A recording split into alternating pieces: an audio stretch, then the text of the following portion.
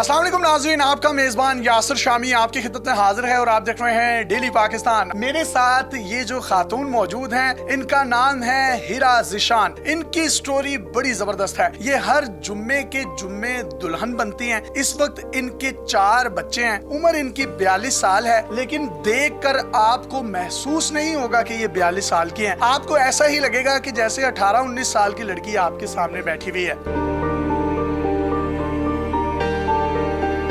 Story इनकी कुछ ये है कि 2006 में इनकी वालदा कैंसर जैसे मर्ज से गंगाराम हॉस्पिटल में लड़ रही थी। उनको ब्लड कैंसर था, जिसकी वजह से ये बहुत परेशान थी अपनी माँ को लेकर। डॉक्टर्स ने इनको कहा कि आपकी वालदा कैंसर के आखिरी स्टेज पर हैं, लिहाजा अगर आप इनको कोई खुशी दे सकते हैं तो दे दें, इनको घर लेकर जाना है तो ले जाएं। उनकी हालत इंतहाई तशवीशनाक हुई और उनको वेंटिलेटर पर मुंतकिल कर दिया गया। वेंटिलेटर पर मुंतकिल करने के बाद जब उनको थोड़ा सा होश आया और उनको वेंटिलेटर से उतारा गया तो उन्होंने इशारे से कहा कि मैं अपनी बेटी की शादी देखना चाहती हूँ। एक शख्स गंगाराम हॉस्पिटल में इनकी वालदा को ब्लड डोनेट करने के लिए आया था। इनकी वालदा ने उस शख्स के साथ इनकी शादी कर दी। गंगाराम हॉस्पिटल में ही निकाह खां को बुलाया गया, वहाँ पर इनकी शादी की गई। 27 जनवरी 2006 जुम्मे की शाम थी। इन्होंने वालदा की खुशी के लिए ना बनाव सिंगार किया, ना दुल्हन बनी, बल्कि गंगाराम हॉस्पिटल से ही रुखसती हुई और रुखसती भी एक रिक्शे में की गई, जिसमें ये अपने खामन ज़िशान के साथ वहां से रवाना हुई। इनकी शादी के ठीक 15 दिन के बाद इनकी वालदा की डेथ हो गई। ये मजीद डिप्रेशन में चली गई, जिसके बाद इन्होंने फैसला किया कि मैंने इस डिप्रेशन से निकलना है। मैं अपनी शादी पर दुल्हन भी नहीं बन सकी, मेरा बनाव सिंगार भी नहीं हो सका। हर जुम्मे के जुम्मे मेकअप करती हैं, ब्राइडल ड्रेस पहनती हैं, ज्वेलरी पहनती हैं, और कोई ऐसा जुम्मा नहीं गया जब ये तैयार ना होती हों।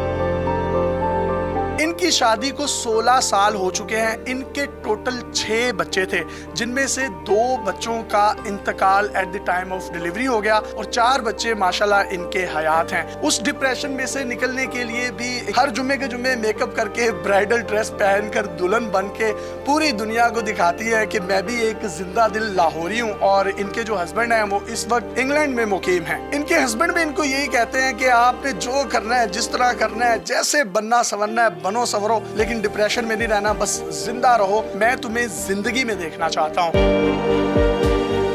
मेकअप से पहले की आप इनकी सूरत देख सकते हैं, वल्ला क्या खूबसूरत है। और मैं दुआ देता हूँ उस ब्यूटी पार्लर वाली आंटी को जिन्होंने इनको तैयार किया, और अल्लाह ना करे जिस दिन वो मर गई ब्यूटी पार्लर वाली आंटी, इनकी शक्ल देखने वाली होगी। मुझे बताइएगा आपकी उम्र कितनी है?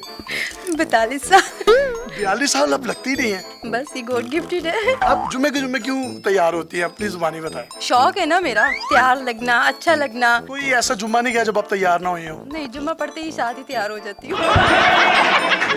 आपकी शादी की क्या कहानी है? हॉस्पिटल में हुई, हॉस्पिटल से रुखसती हुई, वो भी हमारे नाज़रीन के साथ अपनी जुबानी शेयर कर रहे हैं। जब वालदा बीमार होती है तो हर कोई परेशान ही होता है। जब ज़िशान के ऊपर फिंगर की तो मेरी नजर उनके ऊपर ही टिक गई। चले अच्छी बात है, कर ही दे। शायद सब ब्लड देने आए थे आपकी अम्मी को? ब्लड ही देने आए थे, उसके बाद दिल दे दिया।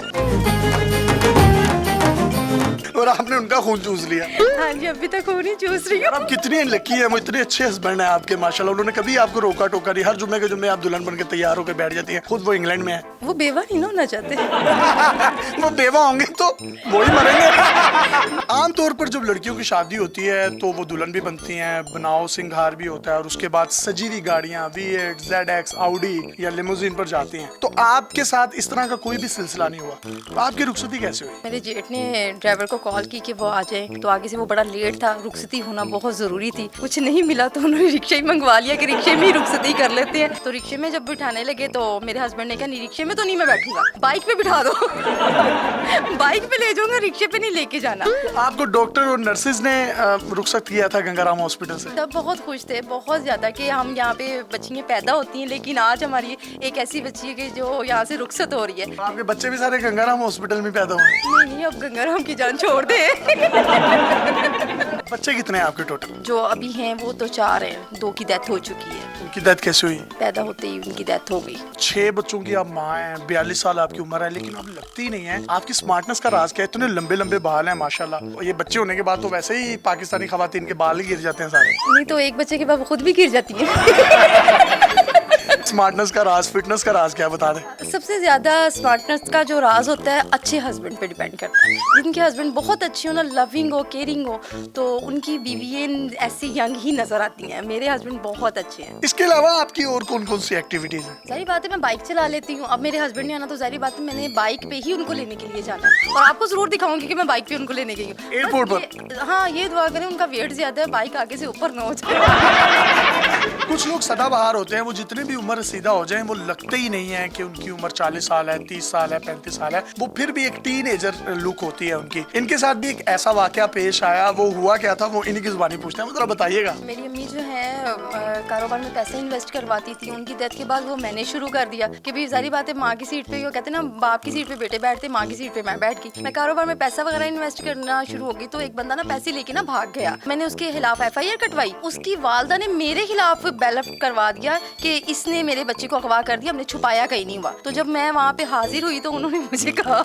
कि बेटा अम्मी को भेजो, बच्चे नहीं इतने आंदे दांत।